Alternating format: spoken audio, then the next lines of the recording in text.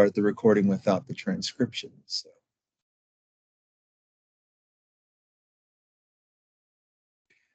Want to let everyone know we are recording. This is the Export Lunch and Learn, Indiana's growing services and export industries.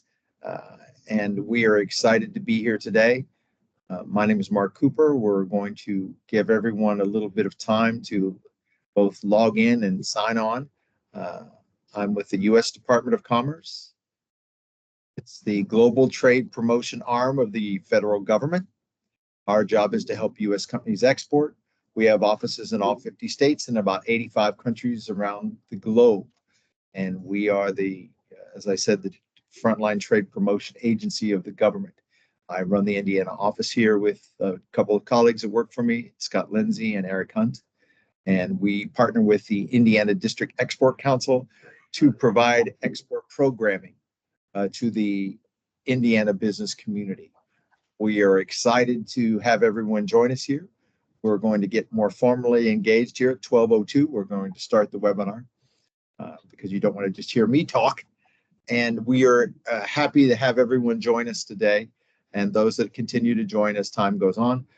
We'd like to ask everyone to both mute your mic and potentially turn off your camera if you're not speaking. We want to focus on our speakers, which I will do the same here in a moment.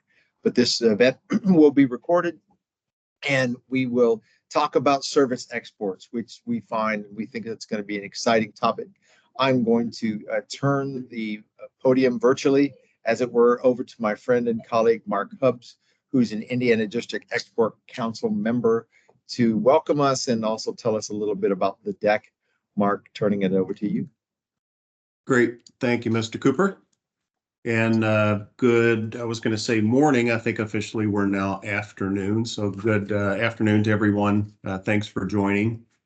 And yes, my name is Mark Hubbs. I represent Amatrol. We're a technical education manufacturer down at the bottom of the boot of Indiana in Jeffersonville. And I am a member of the Indiana DEC, which is the Indiana District Export Council. So we are a nonprofit operating under the Department of Commerce to help promote exporting in the state of Indiana as a way to strengthen companies, grow the state's economy, and create jobs. So we do offer one-on-one export counseling, workshops, webinars as we're doing today, and serve as a point of export information for resources, sharing our experiences, both personally and professionally. As a side note, too, each state in the U.S. Does have their own DEC or export council. And to know more, please feel free to visit our website at Indiana DEC, altogether, indianadec.org. And so with that, I will, a couple of us speaking today. Myself, I'll hop in here in a bit, but to kick us off, Jim Halsmer, president of WSI Technologies. Damon Hewlin will join in as a founding partner of Meticulous. Myself, I'll talk about our company, Amatrol, and Marielle Wasanga at Export-Import Bank. And we just want to tell a little bit about our experiences and our companies, and then we'll just wrap it up with Q&A at that point. So with that, Mr. Halsmer, I'll turn it over to you. Good afternoon. Thank you, Mark and Mark.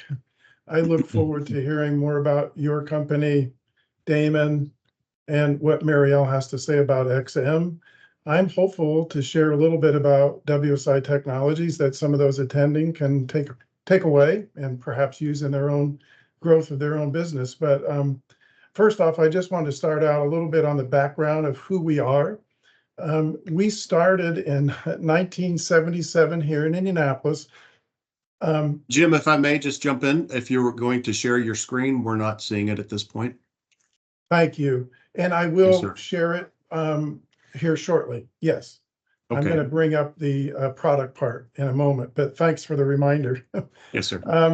So there's a gentleman by the name of Richard Barreto that founded the business. It became a family business. We were providing and reselling products to law enforcement, legal market, courtroom market, and healthcare. Early on, it was all selling someone else's products and providing services around them. We had grown from that to providing more critical voice and video and data recording for public safety, command and control, 911, interview room recording systems, healthcare, higher education, and kind of diversified into other markets. So we were slow, steady growth family business. We would assign territories for our salespeople by zip codes, starting around Indianapolis. And so we grew into more advanced solutions. We grew from zip codes to basically counties, then we grew to states. And so currently we have direct sales team members in the Midwest, the Southeast. We have partners that provide reselling of our solutions across the United States and internationally. We had a change in control in 2020. That obviously stimulated some more resources for growth. We had basically, at this point, bringing us to where we are and the geographic areas we cover, we have now got clients in 8 different countries with partners in some of those countries, and it has brought a very valuable degree of diversity to our business and our growth. So the product is one thing I wanted to explain. I know this is more focused on services, and I understand from Andrew that software solutions can be also in that category, but some of our products are a combination of software and hardware. They are also, some cases, just the software download itself. The product that we have that I wanted to share a slide so you can get a better feel for what it is we are exporting. I believe you should see the slide now. We've got a variety of solutions that service that public safety industry that I mentioned. The one that we created and gave birth to ourselves is called iRecord. That is an interview room recording system designed actually by police officers that helped us. What you see on the screen now would be what a solution might look like turnkey on the bottom right. Sometimes our systems end up in a server room, and they contract us to install all the cameras, all the switches, all the cables in a turnkey. In some cases, we work through integrators that might be in other countries that are quite capable. So they would provide all of the hardware, and we provide licensing and software download. You see some samples of rooms that we have dealt with. The one up here in the top is basically in an RV. We have probably 50 RVs across the countries that across the US that have installed iRecord interview room systems recording for mobile interrogation, primarily to service the child advocacy industry. Unfortunately, that is a growing industry for us. There are probably 1,500 child advocacy centers across the country, and 10 years ago there were none. And now they're creating mobile interview room centers to reach those parts of the US that don't have centers. Up on the upper right is a camera, that one typical, sometimes they are all covert. On the left corner, you'll see this is what we would call a soft interview room, where mostly it's for victims, and in a lot of cases, children. It's a little different environment for the interrogation to take place. Further down, you might see a view from monitoring in a law enforcement facility where there's interrogations that are going on with suspects, which kind of changes the dynamic and the use of the product. So that's a little bit about the solution. It actually came about because of regulations in 2003.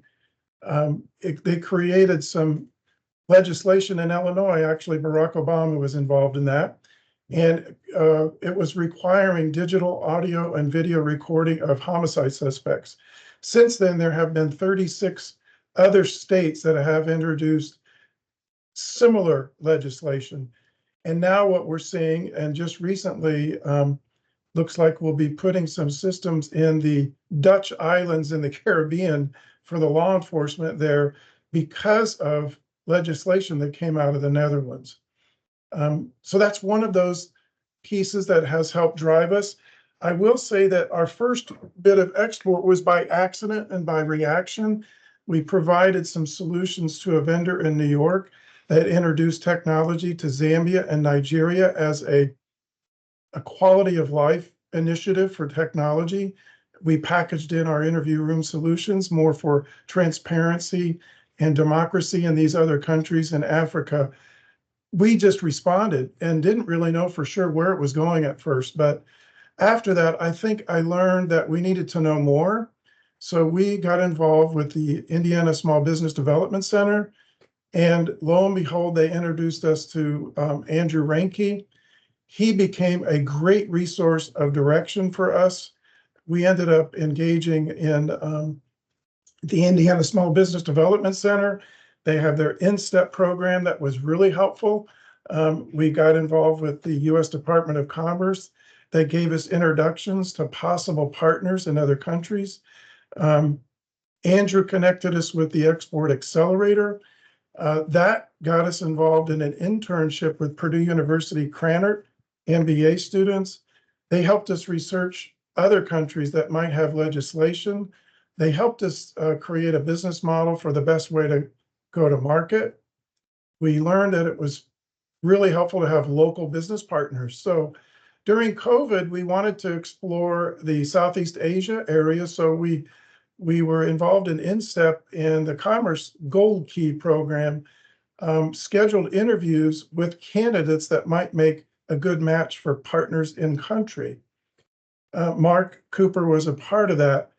And subsequently, InStep helped reimburse some of the expense for me to meet one of our new clients in Southeast Asia and sign up a reseller agreement with a local business partner there in Thailand, which has already created a couple of opportunities and transactions that have taken place. So lots of resources here in Indiana that really help us learn what we didn't know and build more internal processes that can deal with things that you might not be aware of when you're involved in exporting. But the diversity it brings to our business aligns really well with where we want to be, and what's helped us sustain business for 40 years is not having one single track of revenue to count on and to lean on.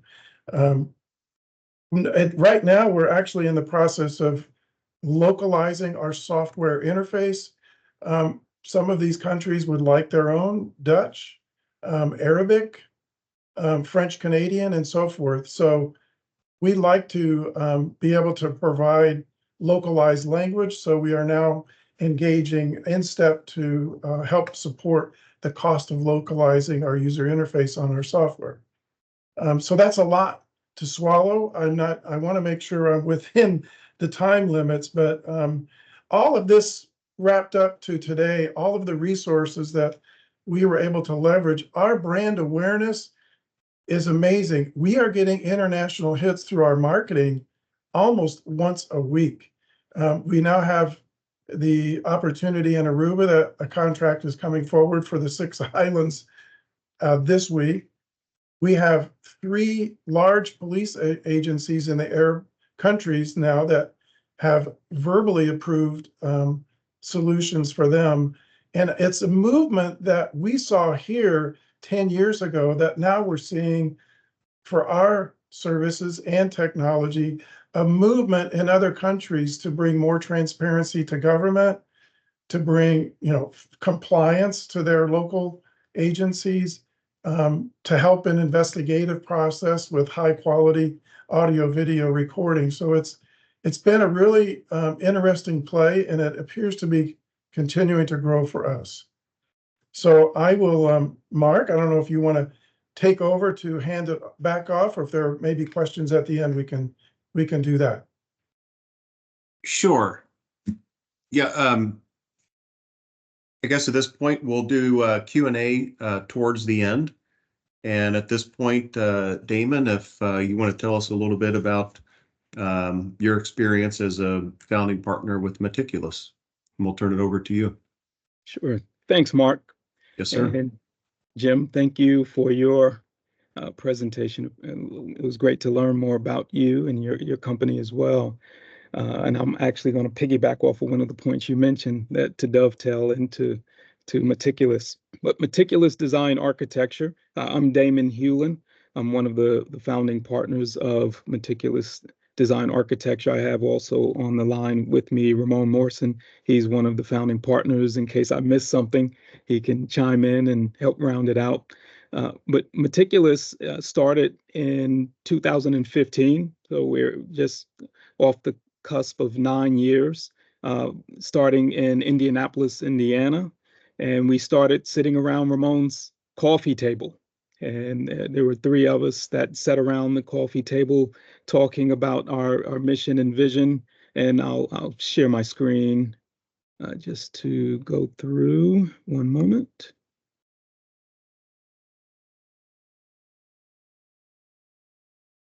You can let me know when you can see it.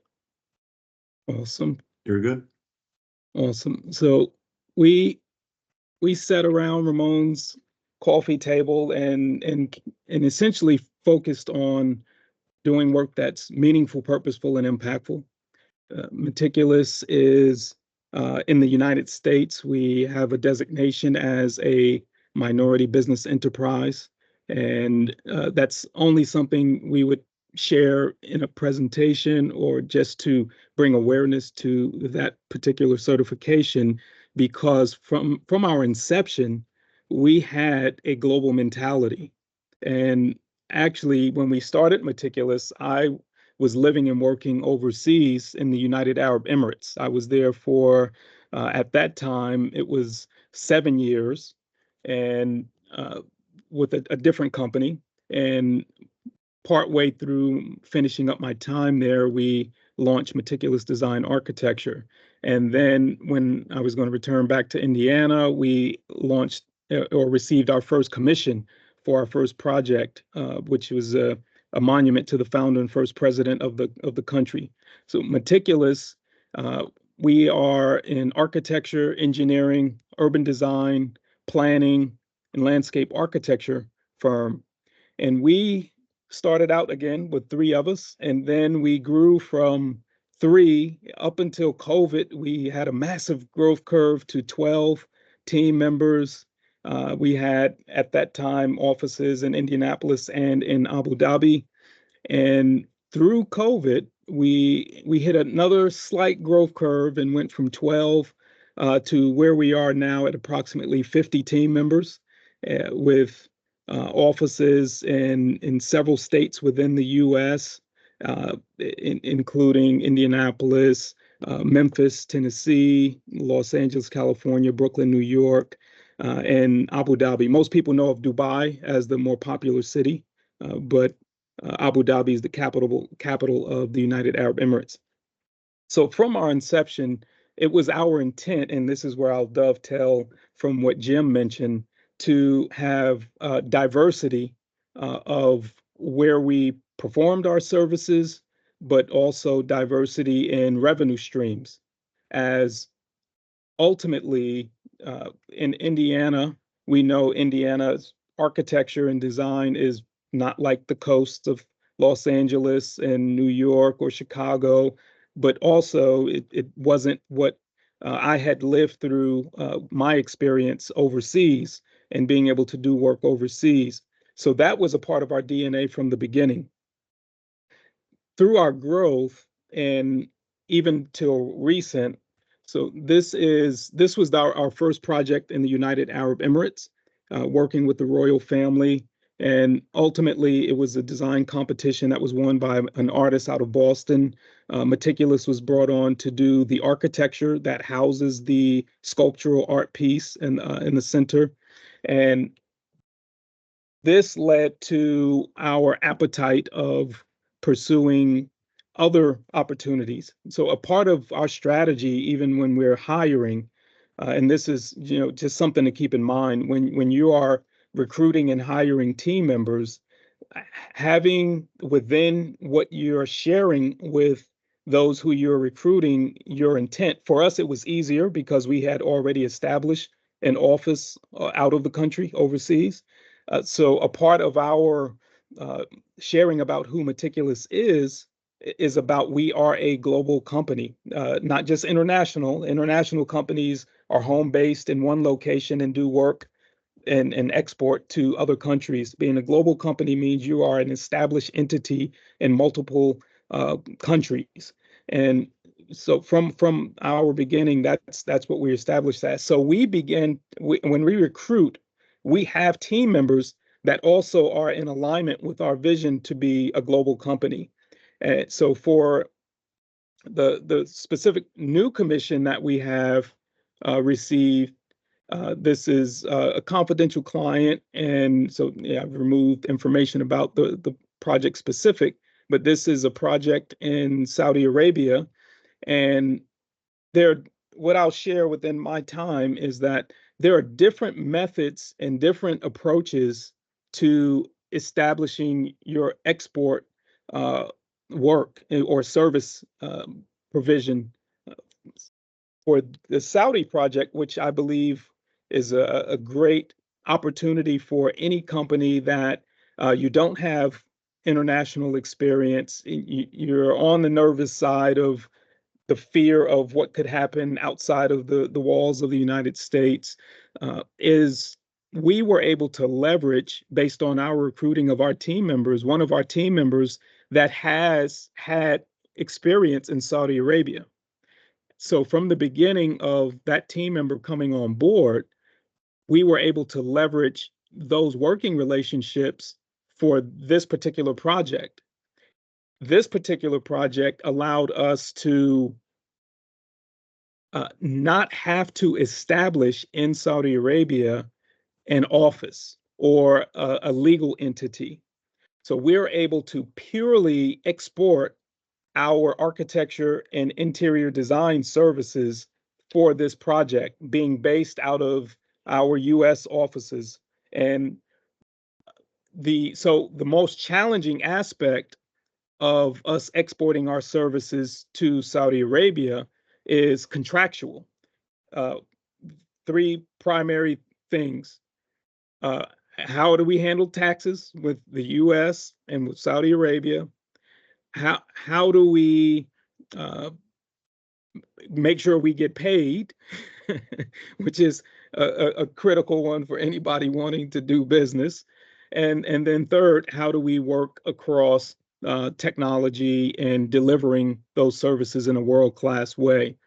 So, and I'm sorry, and the last one I would say is legal, just going through understanding contract language. So for Meticulous, even though we're a 9-year-old company, we've always had a high level of sophistication when it comes to utilizing legal and accounting professionals in order to review our contracts, provide advice. So therefore, whenever we're doing any work overseas, especially in a new territory like Saudi Arabia, we have our U.S. domestic legal team as well as our international legal team providing us advice, and then we can make the decisions based off the recommendations there. And always simultaneously, we are working with accountants that work with the legal teams in order to provide taxation advice for us to ensure we're not having any issues, especially when you're dealing with issues related to Muslim countries and Israel. You want to make sure Middle East, North Africa, you're covering some of these territory and global legal concerns. And if you're doing it for the first time, the advice would definitely be seek counsel from those who have gone before you in this way, because there's no way you would want to go into the deep water without some kind of advice from entities that have walked this path before you. So that's the one approach, is having a connection where you can purely export your services without needing to create an entity. For the United Arab Emirates, it's a different approach. So we have an established entity in the United Arab Emirates. We have a local LLC established. We and you have to understand the rules and regulations of each territory you're working in. For the United Arab Emirates, if you have an LLC and you want a certain classification level to do certain scale projects, you would need to have local Emirati participation in your ownership, and they would need to be 51% owners of that local entity. And then you structure your profit sharing, day-to-day operational agreement in a way that would give you the autonomy to run your business how you want. So there are a lot of hoops you need to jump through in order to create that model of business and to be able to operate it and maintain it. So those are the two methods that Meticulous has been able to utilize in our existence of doing global work. And the other thing is you have to have some level of risk tolerance. You have to be adventurous, but you also have to have a multitude of counselors to help have those boundaries and safeguards to help you launch out into things that you might not have considered doing before. So I think I'm at time. I don't want to take up too much time, so I can pass the microphone. All right, Damon. Well, thanks for sharing your experience. Exciting environment in the Middle East, and I'm sure we'll have some questions towards the end. And we'll table those at that time. And for now, I'm going to jump in. I'll share my screen and just share with the audience here a little bit about our company, Amatrol.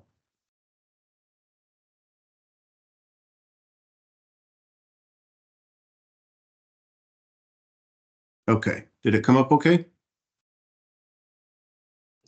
It did. Yes, we Great, can thank see you. it. Great.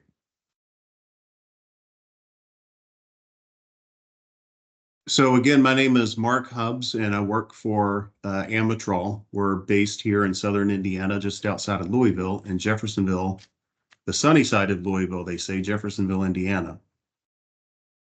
So while we are based in Indiana, we do have two other sister companies within the last couple years that we have acquired, one just outside of Philadelphia, and one just outside of Houston, Texas, called Bayport. So DAC in Philadelphia, Bayport in Texas, and they're complementary type companies to our company, Amatrol. And just a little bit of background, while we are talking about services, we are a manufacturer. We're an OEM, manufacturing technical education system. So engineering type programs, vocational programs for hands-on skills. That started here in Jeffersonville, Indiana, officially in well, not officially, but originally in 1965 as a industrial automation and hydraulic supplier. And then over the course of the years, we kind of realized that as we would launch these programs, there was a gap between what was being taught in the educational system initially here in the US, and what was actually needed in industry. So companies like Alcoa, Caterpillar, Ford, Toyota, Boeing, to name a few. And we've grown since to probably 20% of our business is direct with industry. And the other balance of that is with education. So we we have a unique position in the marketplace. And if you didn't know that there was a market for this, there is. I didn't either. I come from the automotive world and manufacturing as an engineer myself. But there is truly a gap, what they call a skills gap. You may have heard that term before, but it is real, it's true, and it continues to to move forward as technology moves forward. So anyway, so that's our unique role, is to kind of, you know, 1 foot in education, 1 foot in the needs of industry, and bring those two worlds together. And we've done a pretty good job. I can't take all credit for it. Our president, Mr. Paul Perkins, is actually second generation. His father founded the company and has just really taken us in a great direction over the years. So what is technical education? Well, I'll throw a couple pictures up here just to give you a flavor. So everything from logistics, companies like Target, Amazon, the UPSs of the world that, you know, you order online, goes into a system, and you have to fulfill orders and distribute it, get it on the airplanes or trucks or what have you. So that type of distribution system, we can scale that down, you know, an industrial multi-million-dollar type facility, but scale it down into a classroom, excuse me, or laboratory environment where we can have a controlled environment to focus the training on how these technologies work. So they're not toys, they represent the actual real world environments, but we do so in a controlled fashion. And logistics is maybe just one sample. Simple, we've probably have over 200, 300 products, and ranging from basic electrical systems to motor controls, frequency drives, more advanced technologies around manufacturing, up to what we call kind of a lights out type factory. So this is a depiction of one of our more advanced systems. Mechatronics may be a word that you've heard. Automation is probably more common. But essentially, it's a manufacturing line of a valve. And way back when, we actually developed this with Siemens over in Germany. And while we have a lot of competition overseas, they came to the US because, you know, we're not a manufacturer of components. However, we partner with companies around the world, like the Siemens, like Afanic Robotics, and companies outside of that. But the idea is, again, we want to scale, take that real world application, scale it down into a manageable, controlled format where we can have the experience of a manufacturing line. In this case, we're manufacturing a valve. But guess what? I'm going to take this just outside of Louisville, Kentucky. There are two Ford automotive plants, and guess what? Whether we're making trucks or valves, it's the same technology, same type of systems that will have this experience, and they can bridge it into real world applications. And really, to the mantra of what the Indiana DEC is all about, we want to create jobs. So whether they're obviously here in Indiana and in the US, but we do it overseas as well. So we want to take that technical experience, add value to it, so we can boost our from a selfish standpoint, our exports, but also improve the lives of those around the world.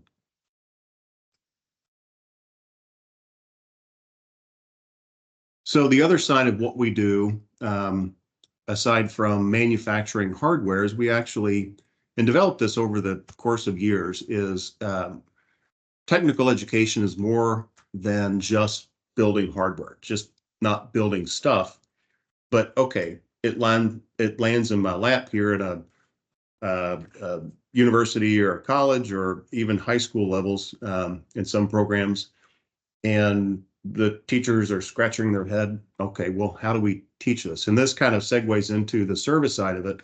That's another side of what we do, is we provide instruction, train the trainer type services here in the US ongoing, but around the world, so that we can, it's like our insurance policy.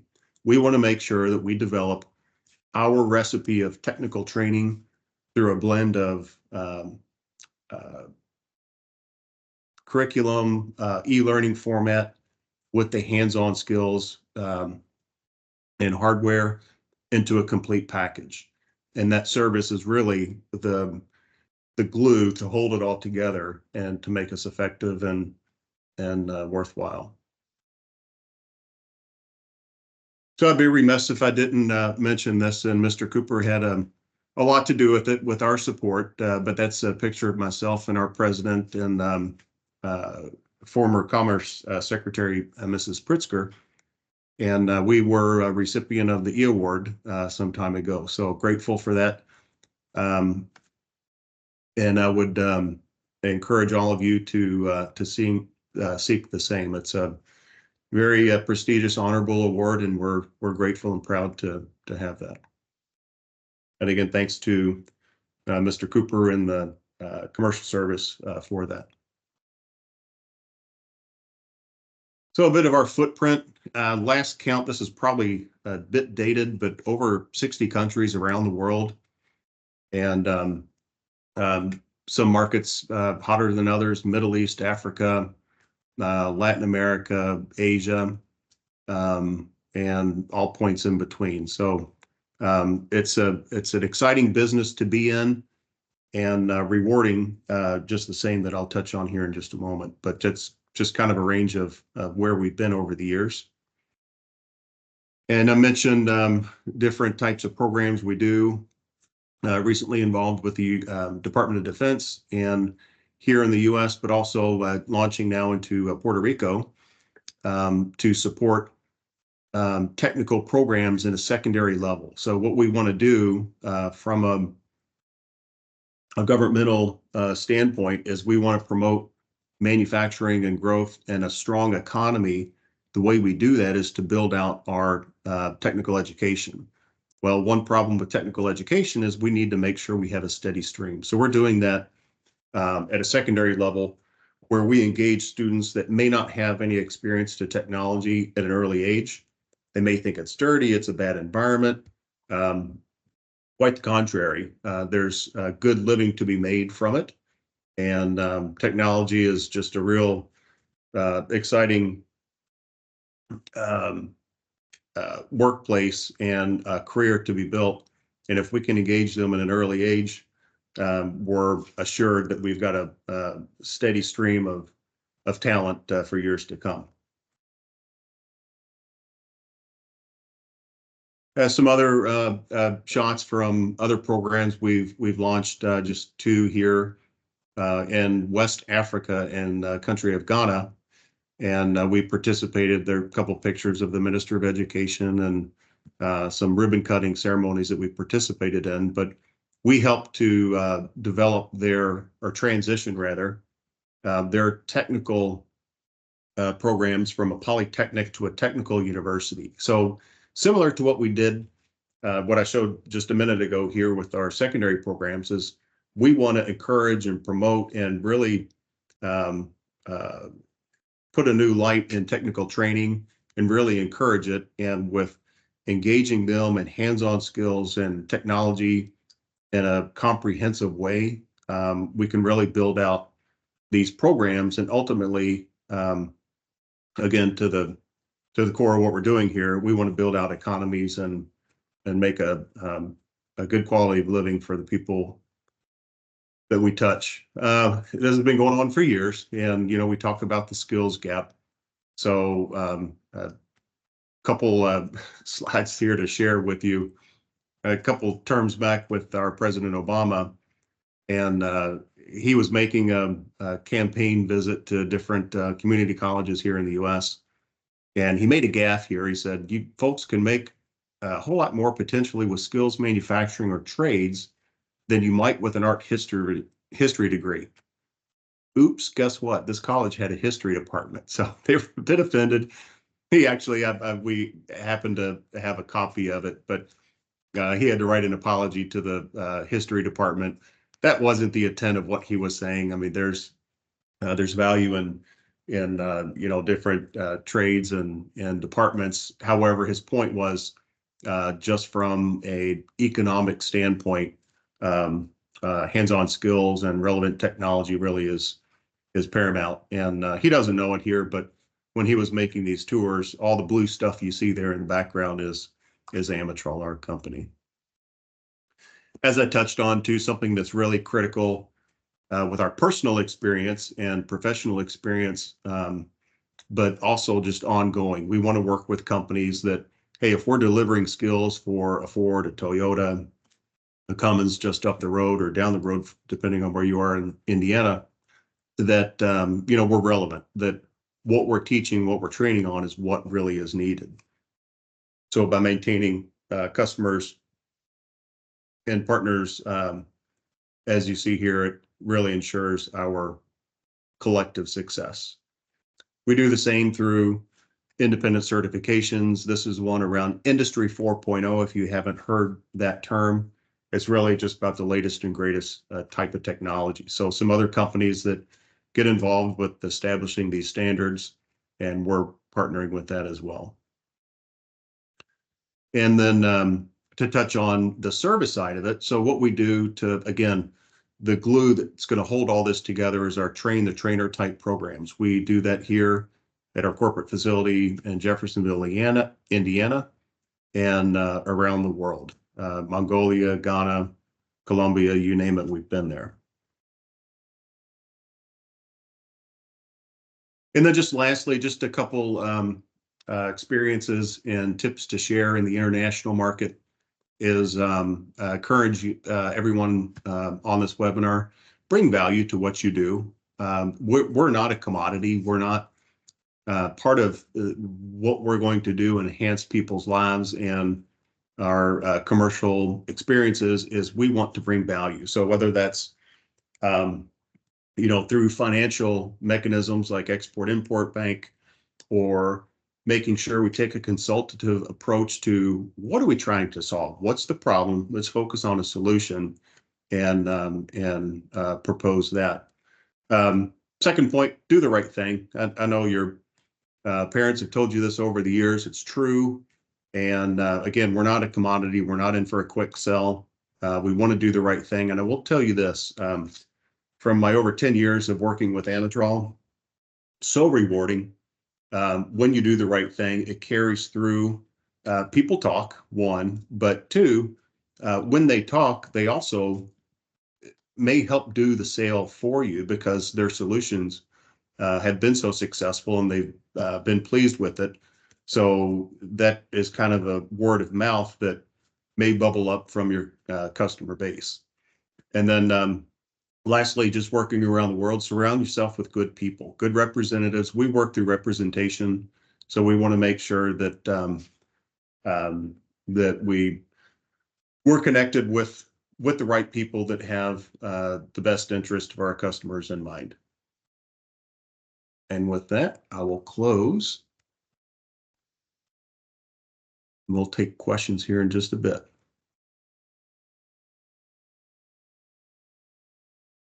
And at this point, if Mariel, I didn't see that you were, don't see your name, but if you're in, if you could jump on. Yep, I'm here. I thought she was here. All Great. right.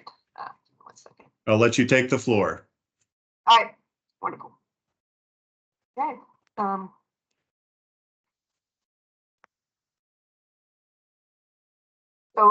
Hello, everybody. Good afternoon. My name is Mariel Wasanga. I'm the Regional Director for the Export-Import Bank of the United States, or EXIM Bank. And it's quite a secret that we also support exports of services. So we're typically tied to tangible goods, but we can also assist if you only providing services or you're providing services alongside selling goods. So a little bit of our agency. We are a U.S. federal agency, so we're headquartered in D.C. However, we have 12 regional offices nationwide. I personally run the Michigan office and cover about 6 states, including Indiana.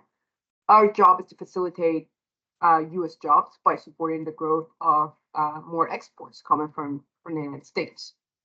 So one of the things that is important to know, we don't compete with private sector. We actually fill the gap and complement their financing. Most of the time it's going to be for those transactions that are either too small or maybe too risky for their own risk appetite.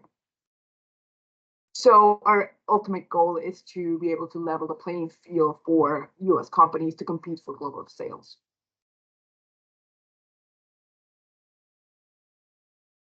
So here is a quick overview of how we can support the export of your services.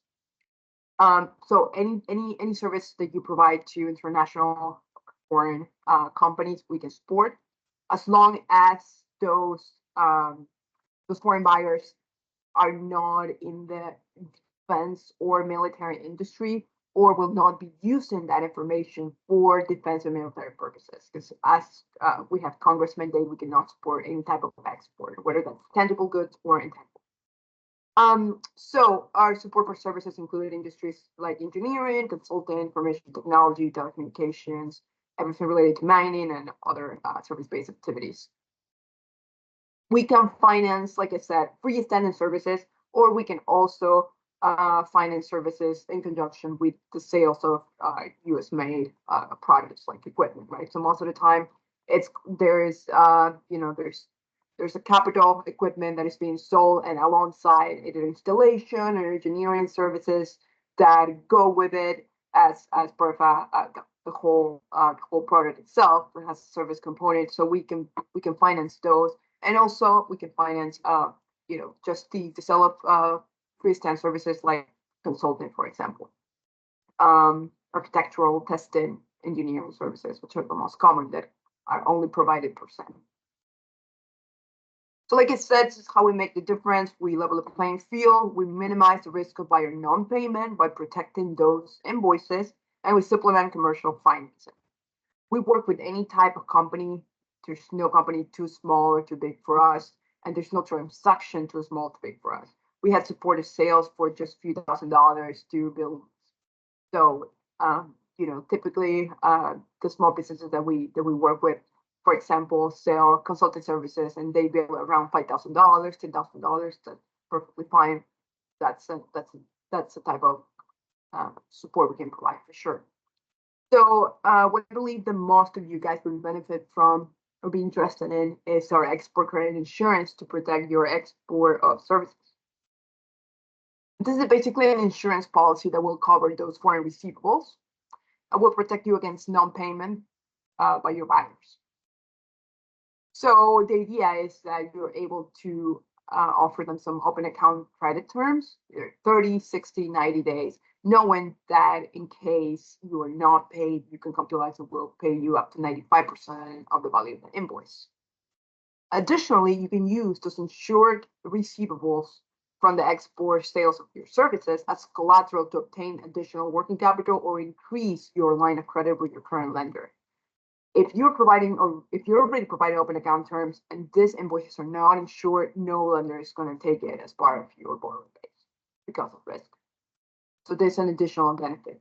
So here's what it's covered: commercial and political risks. Commercial means, insolvency, bankruptcy, project default, political risk, war, revolution, insurrection, currency transfer risk, cancellation of import license or an export license, so just to name a few.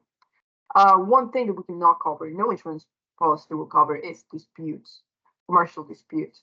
So make sure that you take the necessary precaution to avoid that, or to make sure that your buyer won't claim that as a reason to not be able to pay you. So here's just some key eligibility criteria for service export provider. So like I mentioned, non-military defense related. There must be a contract of PO, most of the time it's service agreement or service contract that we can verify to ensure how and when we consider those services as rendered. Like I said, we want to ensure that a commercial dispute is not used as a reason of non-payment. The service providers must be U.S. legal workers, so you must have an I-9 to verify that. Your company must own any foreign developed licenses for at least a year. So if you have patents on those licenses, stuff like that, you must own it. And that's just in cases in which you're doing any type of, medical or tech or anything that requires a license. Insurance policy services endorsement must exclude contract cancellation and frustration risk. That's something important again. And in the event that your buyer defaults for more than 90 days or terminates the contract unilaterally, you must stop providing those services. Finally, we do have a US content requirement, and that is over 50% US content on the services that you're providing. And that means basically that, it must be coming from a US citizen or US resident, right? So most of the time, that's going to be that this content requirement is going to be met, and it's much easier than if it was a tangible good. So we do want that each service is listed on a separate invoice and shows all items and has more than 50%. And if you're using aggregate content, we also want that report, because we can only cover that US portion of it in case there's a foreign portion. So that's just, a quick overview of what we can do. Like I said, we can protect up to 95% of the value of that invoice, so you can actually be more competitive, offer more credit terms, and without having to use more sophisticated tools like credit or commentary collections. So it's easy. It's a very simple process, and also it's quite cheap, anywhere from 0.5% to up to 1.5%, depending on the country risk and payment terms. So it's really low value for the amount of protection that you're getting. So this is my contact information. So if you have any questions or would like to schedule a consultation, I'll be more than happy to talk to you on private environment. Thank you so much. Great. Thank you, Marielle. And just looking at the clock here, we'll open up the floor. If I could just kick off the Q&A session here. Just a couple of questions. Damon, if you could, just a minute or two. A lot of work in the Middle East. What do you see with changes in UAE and the Kingdom of Saudi Arabia in terms of overall environment? Jim, one for you just right after that. What kind of markets or territories do you see as potential? And Marielle, just to wrap up with you, if you could just pop in one note, what's your most common product for people just getting started? And Damon, I'll just kick it off to you to start. Okay. Thanks, Mark. Yes, sir. What we're seeing now is the UAE, which is interesting. It's only 4 years older than I am, the country. They've gone through a growth boom, and they are now more so executing for architectural engineering services. They are focusing more on execution of the master plans that have been developed over the years. So actually finishing the projects that they've started, but they've now shifted to more tourism and service providers as far as hospitality. So that's a booming industry now. And they're also moving into, in the UAE, a lot of real estate development and marketing around the world to invite investors to come and invest in development of these master plans. Saudi Arabia, on the other hand, is going to where the UAE was 20 years ago. And they are just at the cusp of their boom, which, if anybody's paid any attention to the UAE, it is definitely a wave you want to get on right now to ride. They definitely are larger than the UAE, a lot more oil, and it's a great opportunity if you're in our, I would say, not necessarily the architectural engineering industry, but management services, hospitality and branding, a lot of different variety of services that they are in need of to help them grow their market share of the global economy. The UAE has done a great job of becoming an economic hub in the Middle East, and now Saudi Arabia is seeking to get some share of that. And as far as they've changed a lot, so they've opened. The UAE has always been more tolerance focused with the world, so they have been open to their local population is just 25% of the overall expat community. So 75% of the people who live and work there are not from that country.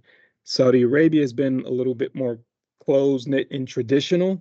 And now we're starting to see the transition into more of the tolerant way of thinking that the United Arab Emirates has had success in. Great, thanks, Damon. Yeah, we're actually seeing a lot of the same. I think Saudi Arabia is playing catch up because they've seen the successes in UAE. So exciting times. Thank you. Jim, if I could just touch base, what kind of opportunities do you see in your marketplace and just in general in international terms? Thanks. Yes, I would agree with Damon. The UAE has been really active with us just recently. We've got pending proposals out with the Oman, Dubai police, and there's an integrator in country that we have apparently a great relationship with. So there's going to be more software going that way, actually within the next month. We also have re-engaged and had interaction with another integrator in Nigeria. They are planning to deploy our technology in 775 sites in their justice area. And that's all driven from modernizing their country and modernizing their transparency, as I mentioned earlier, becoming more of a democracy and more transparent. And they view that as certainly the strategy to become a more economically strong and quality of life improvements. The other area is Southeast Asia. And for us, if we come into an area that's already developed with our kind of technology, we're a little too late. So we're sensing this Southeast Asia. We've got Cambodia, Vietnam, Thailand are now starting to look at modernizing technology in our space for some of the same reasons. I was over there, and they have many cameras hooked up, or many cameras visible in parts of their country. But I learned from a police officer in Bangkok that they're not connected to anything.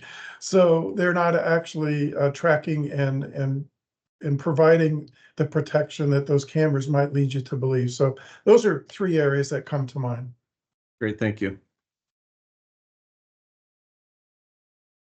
And Mariel, if I could just quickly, what kind of products, I guess, what most popular and what might be the most beneficial for those wanting to jump in international waters? Yeah, so we have insured invoices for freestanding services, like very often actually engineering, consulting, that's a lot, IT, data protection. Just last week, we provided a policy for a company here in Michigan that was selling that data protection services to a Canadian company. I think the biggest benefit is that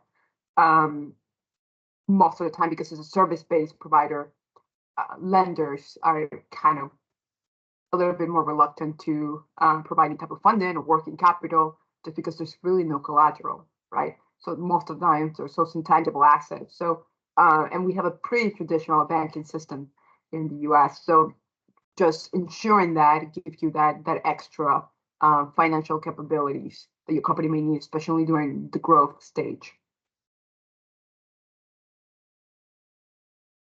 Wonderful, thank you. Well, I guess with that, open the floor. Any other questions, comments as we bring this to a close? Hi, Mark. Mark, this is Brighton. I joined the meeting late. I apologize for that. But as I was listening to all of you guys talk, I literally have traveled the world, and I agree with Damon about what he said about UAE. But I literally just came from Guyana, and I can't tell you enough what's going on in Guyana. I think Guyana is the next Dubai in the next, I don't know, 20, 30 years. And I was talking to Mark, and I think Mark mentioned that he's got presence down there. And I really think that, Mark, you should open that up to a lot of people to explore. That's my only comment. I thank you, Brighton. I share that same sentiment too. We see a lot of activity with the oil exploration starting to open up, not without its volatility with their neighbors next door and China moving in, but always things to be aware of. There's always the volatility when there comes opportunity. Thank you. Well, we're at the top of the hour. We want to be respectful of everyone's time. This has been an exciting discussion. I think we've all enjoyed and learned a lot from this. And you could always reach out to our individual speakers or myself or Andrew Granke, who's our deck chair. He's going to give us some closing comments about upcoming activities. I turn the floor to close it out, Andrew, to you.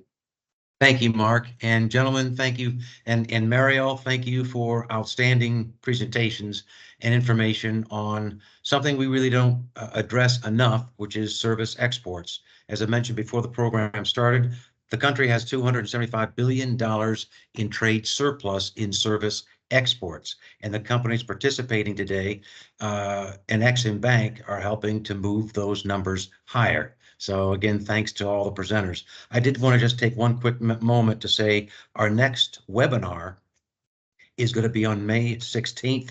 It is on saving on taxes generated through exporting on your exports. It's a program called Interest Charge Domestic International Sales Corporation, long acronym, but it's an IRS approved method and a program to help companies lower their taxes on their export profits. So if you're interested in that, visit our DEC website, future events. We'll have a connection to that when our Eventbrite is up for that program. And then May 8th is our large in-person event in Fort Wayne. It's focusing on ASEAN. And Jim, you mentioned your interest and involvement in ASEAN, and I think the other companies are involved there as well. But that's the Association of Southeast Asian Nations. And collectively, that region, 10 countries like Thailand, Cambodia, Vietnam, Malaysia, Myanmar, Philippines, collectively have nearly 4 trillion in economic might. So it's the fourth largest economic region on Earth. So that will be at Do It Best headquarters in Fort Wayne, and we'll be sending out more information on that later, actually either today or tomorrow. So you should see that. And that is it from the office of the DEC from Indiana. Mark, thanks again for both of you. Absolutely. Marks. Oh, I just saw Dr. Malachi just joined. Thank you, Dr. Malachi, Indiana DEC member that's on. And I think there might have been a couple others. Joe McMurray, DEC member that joined the call today. I think Christine might have been on from the Indiana DEC. Just giving shout outs to DEC members. There might be a couple more that I missed in the Drew Sherman. Listing. Drew Sherman. Okay. Thanks to all our DEC members who support our events. We appreciate it very much. All right. Thank you very much. Until next time, great discussion today. We appreciate your time and have a good day. Bye now. Thank you. Thanks everyone. Bye-bye. Thanks, Thank Mark. you, everyone. Thank you all. Thanks, Jim. Thank you.